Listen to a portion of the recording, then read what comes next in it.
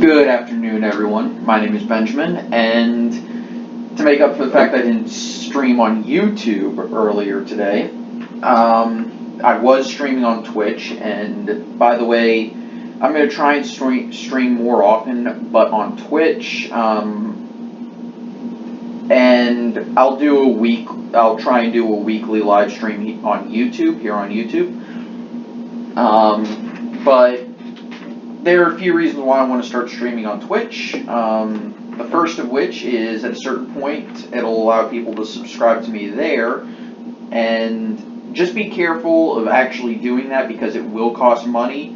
But on the bright side, it will help supplement, my income, which I would like. And it would be, a way of saying, hey, I really like your content. And okay, that kind of makes it sound greedy. I'm not going to force anyone. I don't want anyone to subscribe if they can't.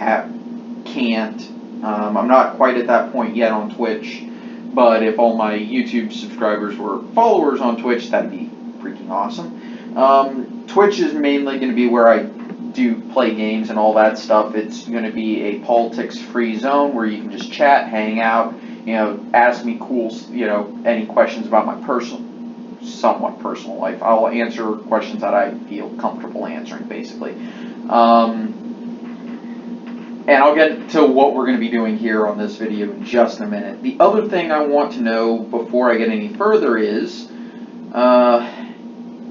yes or no, would you consider supporting a Patreon page? Just answer yes and what features you would like for patrons in the comments below this video. And I'll determine based off of your answers whether or not it's a good option for me to do that. And don't worry, I'll keep the cost of being a patron very low. And again, completely voluntary, because as a free marketer, and I guess I would consider myself a voluntarist in many ways, as well as, a classical liberal, I don't believe in forcing people to pay for content. I'm a creator, I put it out there. Certain things I would say, yeah, you should probably pay if you want that. Like if I were to make something tangible instead of just content. But whatever. Again, this is to help this would be to help me pay for, stuff like food and stuff, and maybe even get a better mic and recording setup. That would be terrific. I would especially love to soundproof this place so that I don't have a damn air conditioner annoying everybody. But anyway, let's actually get into the point of this video, which is I'm going to go ahead and do a house prediction. And going based off of the current, as of yesterday at around 6 p.m. That's 1800 for those of you who use the 24-hour clock like myself. And let's not forget the... Now, that said, I personally use the 24-hour clock, but let me put it this way. I have all my stuff set to using the AM/PM system, just because very few people here in the States do.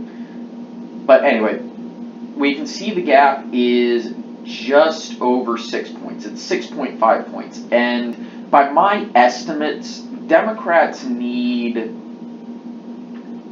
to have a lead in the generic ballot of about, they need to win the total House vote by 7 or 8% in order to actually take the House of Representatives. So we're going to go state by state. And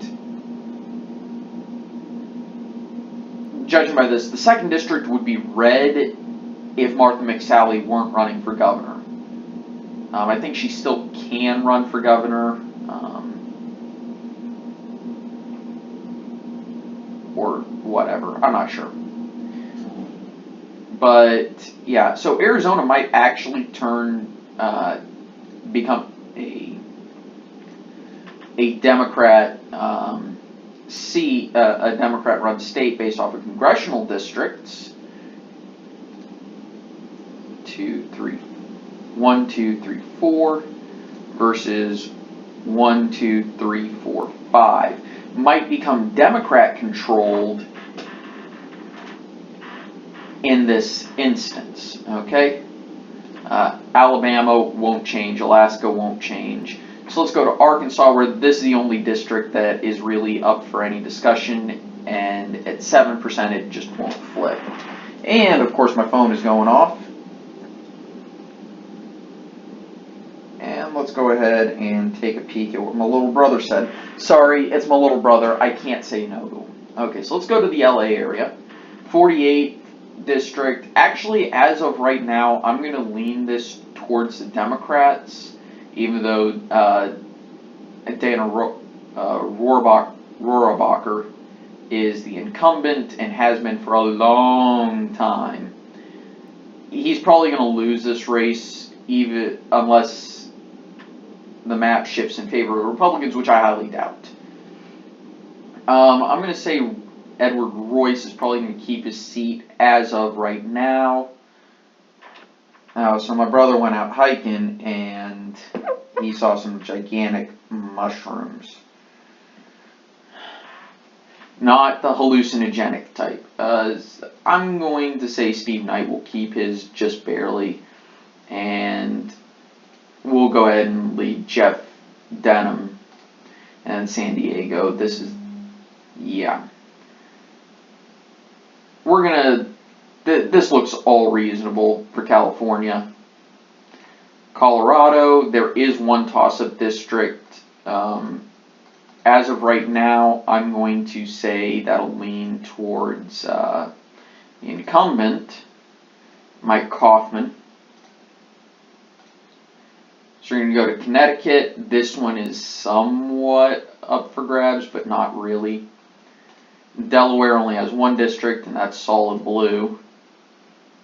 So let's go to Florida, where there is one toss-up. Carlos Curbelo, I'm guessing Cubano, or Cuban for those of you who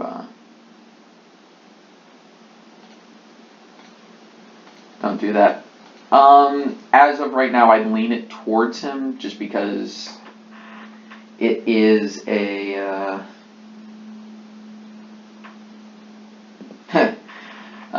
just because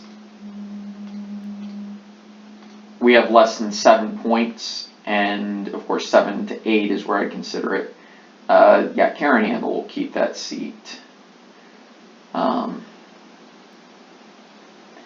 These, of course, have greater parts of the Atlanta metro area. Notice this is about where Atlanta is.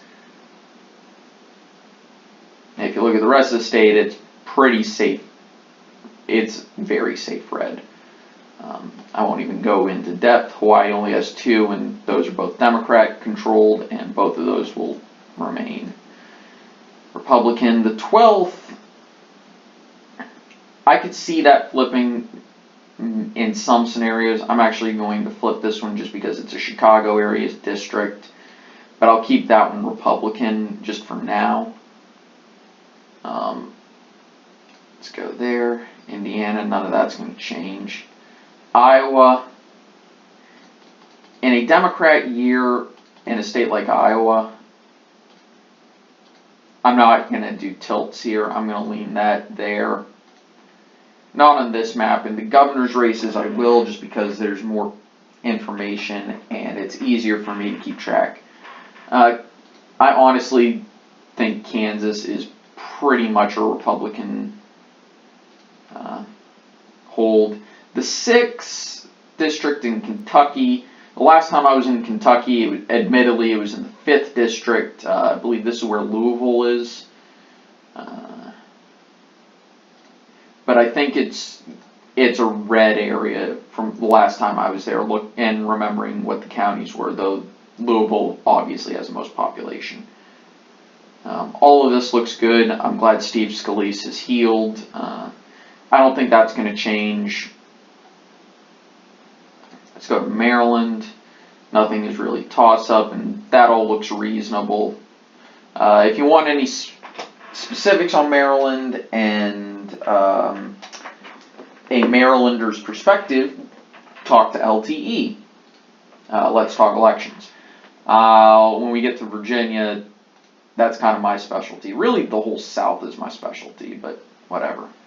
Yeah, I actually agree that's going to flip to the Dems more than likely. I'm going to leave the 8th with the Republicans, but just barely. Let's go to Minnesota, where we have 3 toss-up districts. What's really weird is this area, literally every county in here voted for the Republican in 2016, but it is a Democrat year, and Minnesota is historically a Democrat state. This one's not going to flip, I don't think. This area, the biggest population center is Duluth, and this area, which tends to vote Democrat, the rest of it votes Republican. Duluth tends to outweigh the rest of the district. I'm going to actually have this one for the Democrats, but just barely. Because Minnesota is in the evolution of swinging the other direction. From what I know of the state. The 3rd, I'm going to flip this one to the Democrats just because it is Minneapolis area. However, I'm going to leave both the 2nd and the 1st. I'm actually going to flip those to the Republicans just because those areas are swinging to the Republicans. They're very rural, but we have to remember it is, of course, Minnesota. So I don't think it's unreasonable that they could flip to the Republicans. But I also think it's perfectly reasonable that they go to the Democrats. So let's go to Mississippi. None of that's going to change. Missouri. By the way, if I ever get big enough to have merchandise, that is totally going to be a t-shirt that says Missouri. Yeah, that's going to stay the same.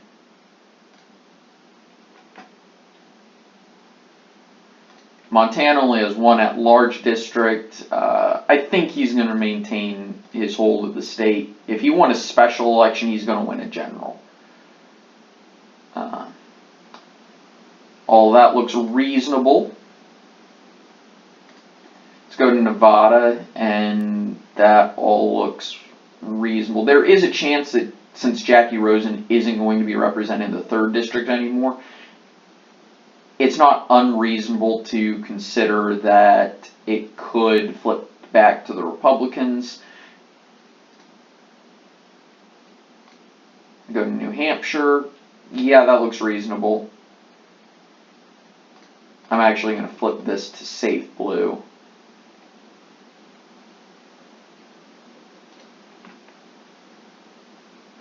Go to Jersey, and all of this looks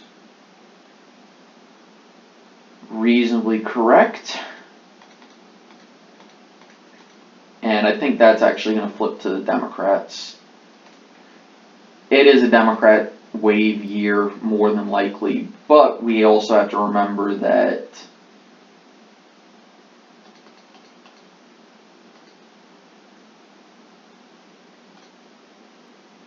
this is, we're going to go to New York City proper.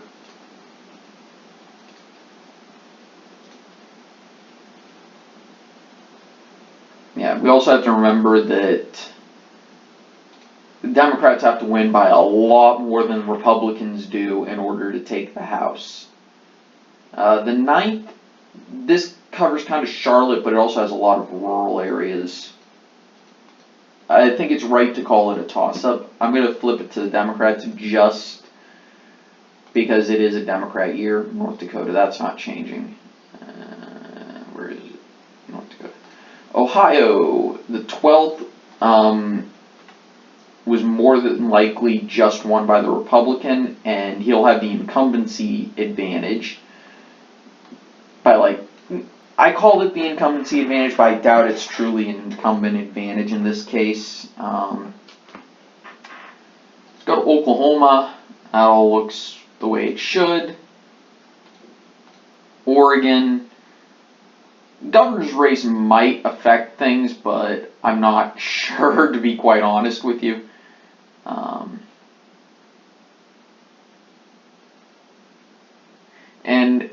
Of course, House races generally go for the incumbent. So that looks reasonable to me. Let's go to Pennsylvania. Weirdly, there was a poll showing Connor Lamb. By the way, these are the new districts. Connor Lamb actually was shown competitive in this district, which Trump won by even more than the one that he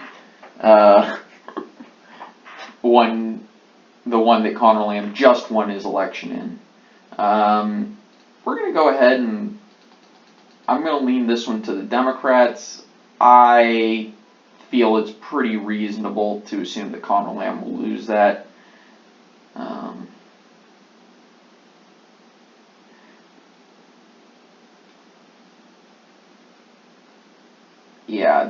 This is weird because of the way the court did the map, but it's reasonable. Rhode Island looks reasonable. South Carolina, I don't think any of that's going to change. South Dakota, that's not going to change. Tennessee, the volunteer state. This is the closest district to me. This part is Bristol.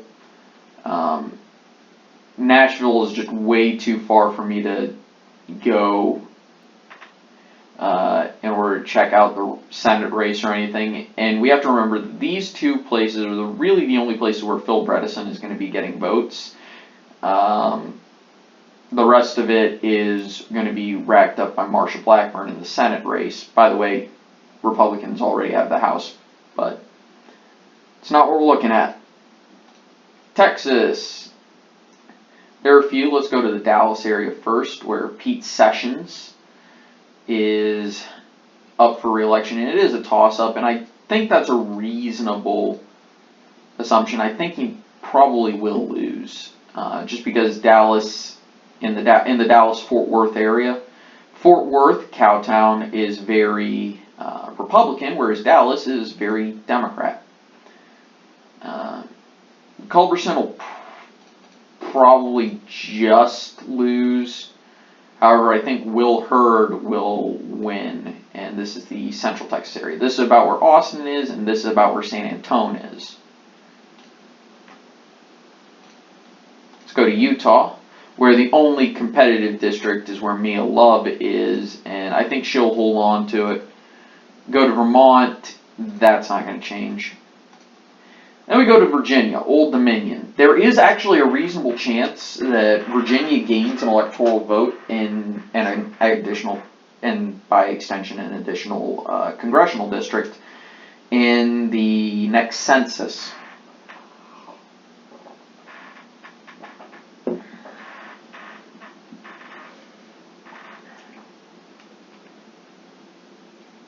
And Barbara Comstock is probably going to lose that seat, though it's not inconceivable that she wins. 7th District, which has Richmond, I think that's going to go to the Democrats.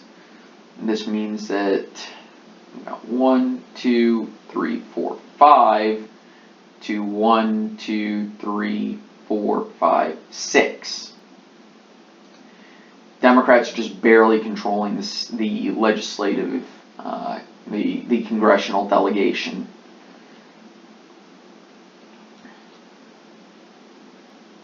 I live currently in this district, and I help campaign for Morgan Griffith just because it helps. It's money. It's also something to do. Let's go to Washington, where the 8th, I don't think it's unreasonable to say that the Democrat's going to win this race, especially with no incumbent in a Democrat year. And also, Kathy McMorris Rogers, there is a very good chance that she loses But as of right now, I don't think that's going to happen. I think she'll barely maintain it. Let's go to West Virginia, where the only competitive district is because there's no incumbent, and it's kind of where Charleston, the capital of the state, is. Go to Wisconsin. I actually think this district is going to flip to the Democrats because Paul Ryan is not running. And that's actually really it for the House. So let's back up to the entire United States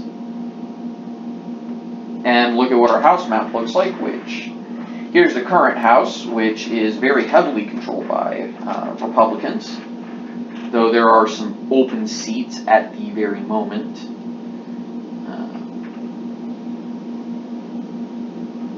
But it's 236 to 193, and my 2019 map shows Republicans with a 218 to 217 advantage.